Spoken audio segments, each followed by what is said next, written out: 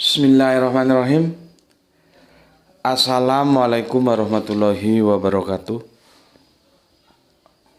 Ketemu lagi kita dalam playlist Politik Embongan ya. Kali ini kita akan coba membahas tentang ASN. Itu sebetulnya posisinya boleh nggak menjadi juru kampanye gitu ya. Kalau boleh ya sudah, kalau enggak terus bagaimana yang mereka ASN itu menjadi juru kampanye ya. Dan ini bukan sembarangan ASN, ini Mbak ASN ini. Mbak ASN itu ya yang sedang aku tawarkan kepada kalian untuk kita diskusikan adalah sosok yang levelnya itu orang nomor satu dalam sebuah provinsi, yaitu level gubernur bersama wakilnya ya. Itu kan bayi ASN itu toh. Iya kan, bukan sembarang ASN itu, bayi ASN.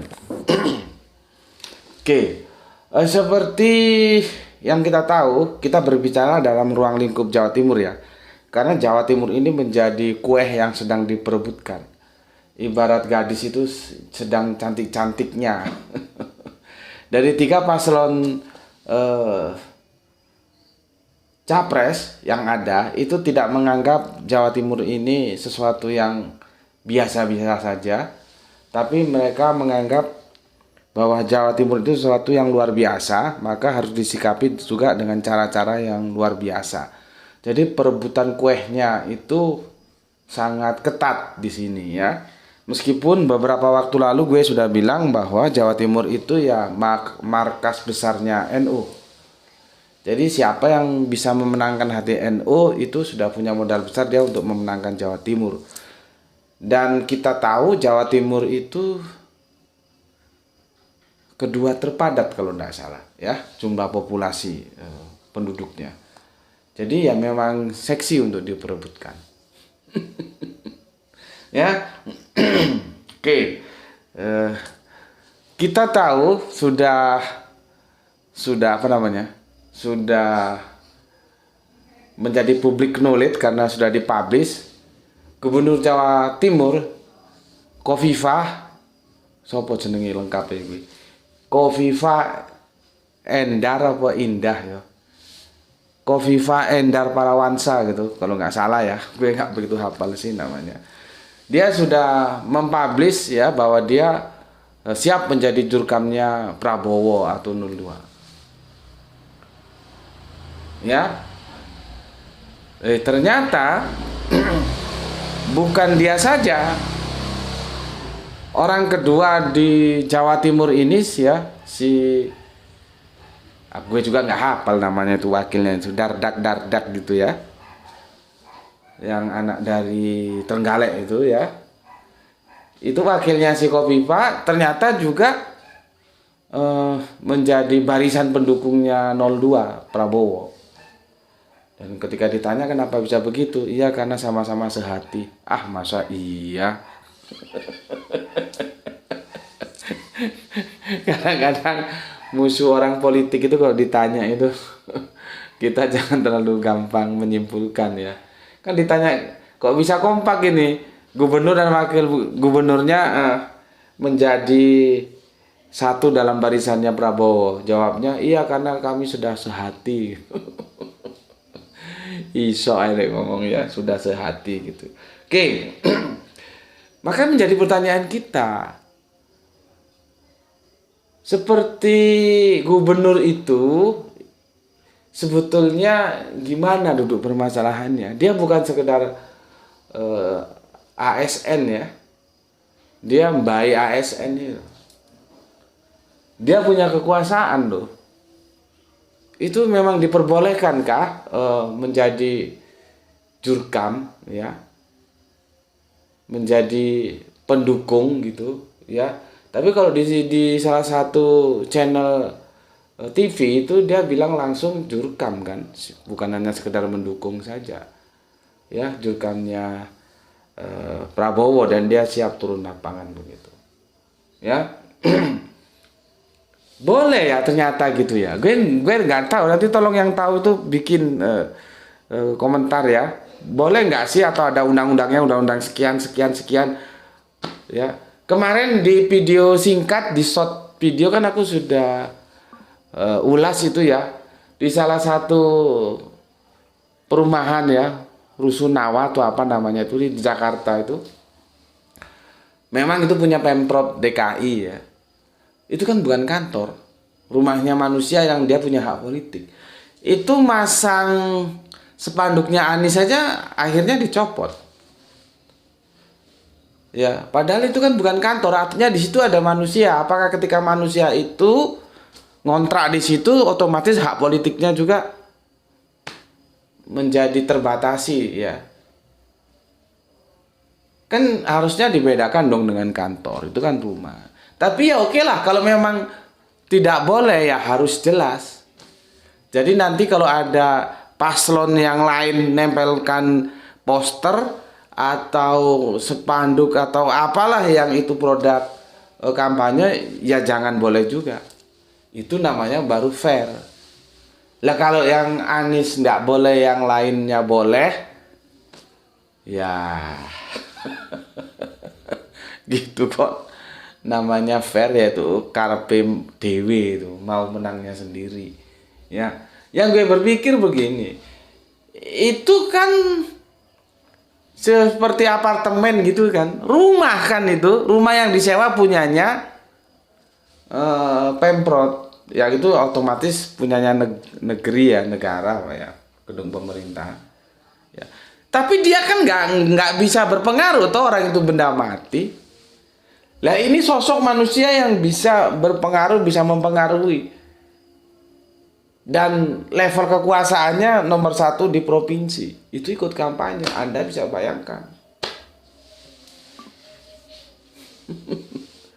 Kalau yang benda mati, perumahan aja nggak boleh, tapi ini yang manusia, yang dia berinteraksi dengan siapapun, boleh justru.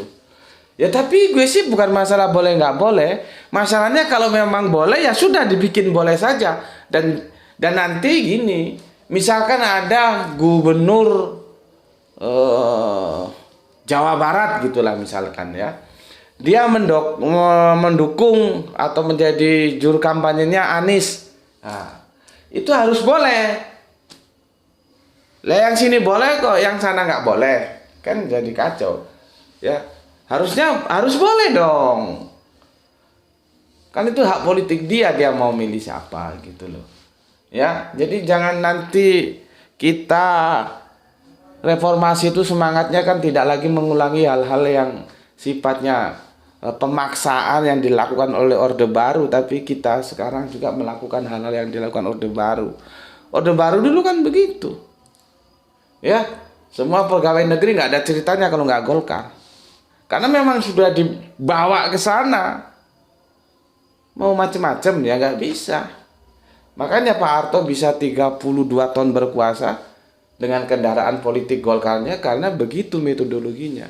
Nah, dulu kita kan mengecam itu, mengecam Orde Baru ketika kita reformasi lah. Apakah kita akan kembali ke sana? Sesuatu yang kita kecam tapi kita sendiri melakukan. Oh, itu sebrengsek-brengseknya manusia ya begitu. Kalau dia ya melakukan sesuatu yang dia bilang kepada orang lain jangan dilakukan. Itu. Ya. Oke, kembali lagi.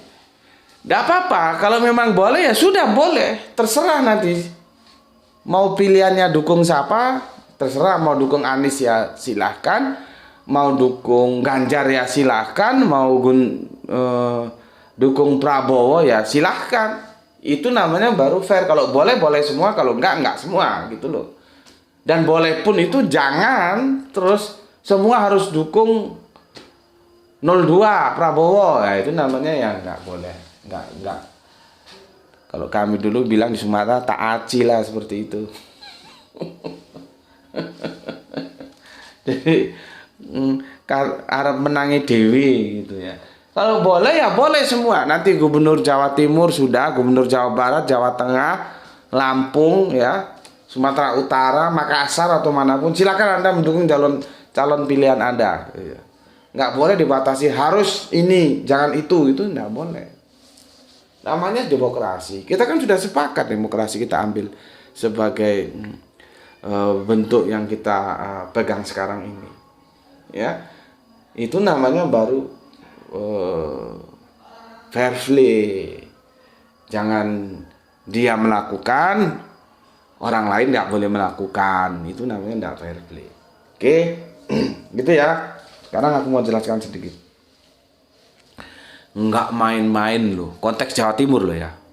Gue ngomong konteks Jawa Timur seperti di awal tadi. Ini kan gadis seksi nih, Jawa Timur ini. Semua orang hendak meminangnya. Dan Prabowo Gibran ya, paslon nomor 2 ya, sepertinya nggak tanggung-tanggung ya, nggak setengah-setengah, tapi langsung ngegas. Lihat saja, kemarin sudah kita bicarakan ya, dari unsur NU-nya saja itu orang-orang petingginya itu yang sudah kita bahas kemarin, si Saiful ya, Saifullah Yusuf, dengan sebuah jargon 1 putaran itu Prabowo ya, Prabowo, dan itu kan tataran pusat. Nah, sekarang ini ditambah lagi gubernurnya. Kalau Saiful kan dulu pernah gubernur juga dia ya. Nah, sekarang ini gubernurnya si Kofifa, Prabowo juga. Belum lagi wakilnya, Prabowo juga. Jadi memang pertarungan ini nanti menjadi sengit Jawa Timur ini. Ya. Tapi apakah benar bisa dimenangkan oleh Prabowo? Nanti dulu. Ya. Nanti dulu. Karena apa? Ya itu kembali lagi. Ya. NU itu kan terbelah akhirnya. Seperti kita sudah diskusikan kemarin ya.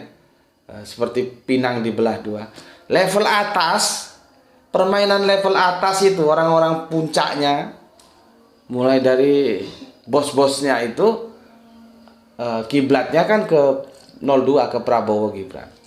Tapi ingat yang dipecat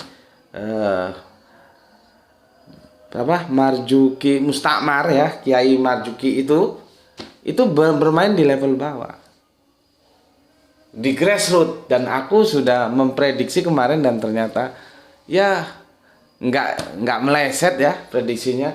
2000 santri masih menyatakan setia kepada Marzuki Mustakmar. Artinya nanti pertarungan ini akan sengit. NU akan terbelah 2. Kalau dengan PDIP ya 3 ya. Tapi PDIP ini belum ada berita yang gue cari-cari, belum gue temukan. Siapa kira-kira yang akan membawa NU ke PDIP? Ini belum gue temukan. Nanti kalau lu sudah dapat beritanya bisa sharing ke gue ya. Nah, sementara kita bicara yang ada saja. NU itu sudah terbelah menjadi 2 ya. Yang level-level atasnya itu diambil oleh Prabowo, sementara level bawahnya itu ke Anies. Nah, ini nanti tinggal adu kekuatan aja.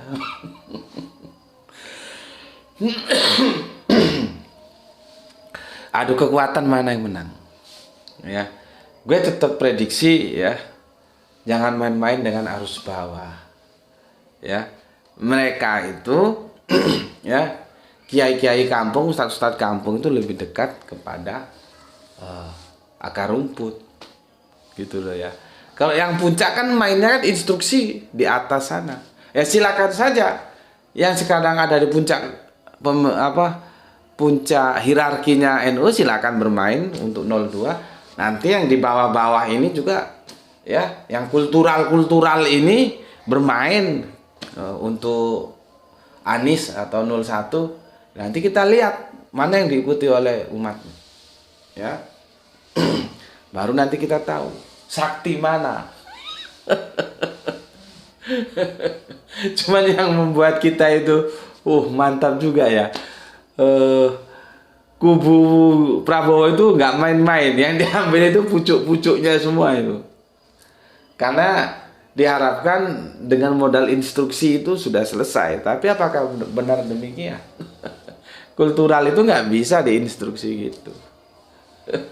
Ya, nggak bisa. Dia harus ke bawah turun langsung. Ya, tapi ya oke lah ya. Nanti kita lihat saja siapa yang memenangkan hatinya saudara-saudara Nadilin kita.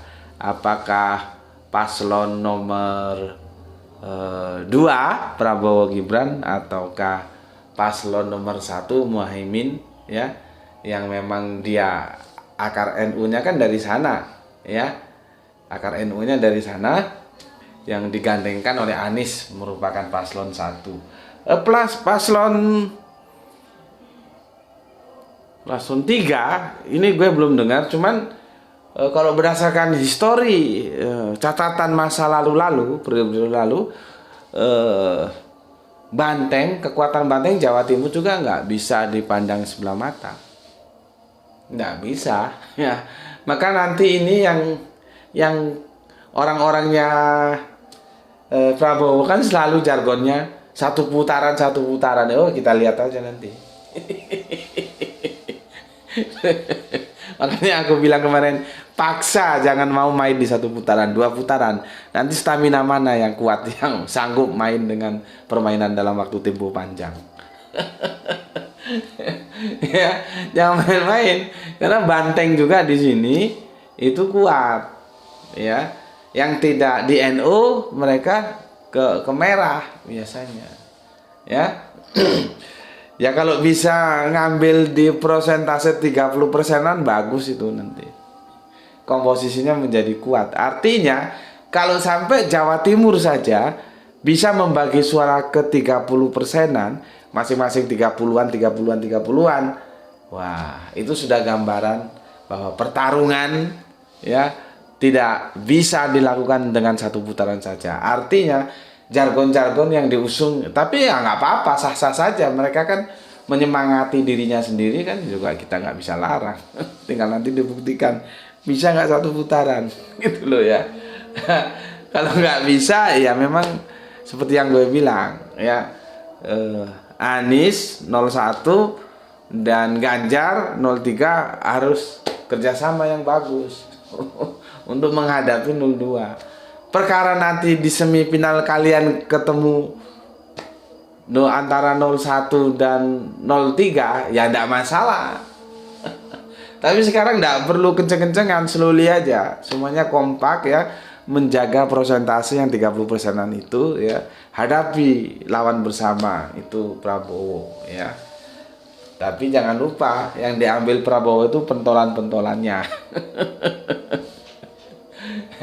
Ya. Di sini dulu ya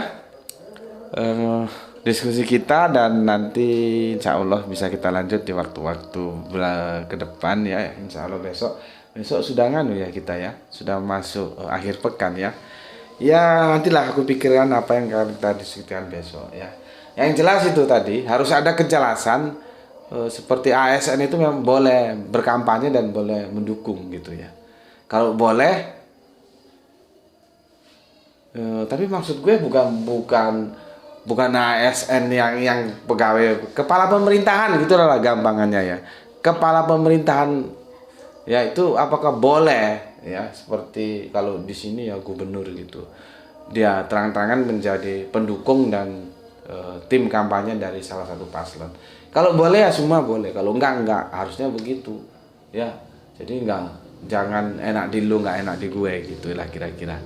Oke, sampai di sini dulu ya. Sampai ketemu lagi insya Allah esok ya dalam playlist yang sama, yaitu Politik Empongan. Terima kasih. Assalamualaikum warahmatullahi wabarakatuh.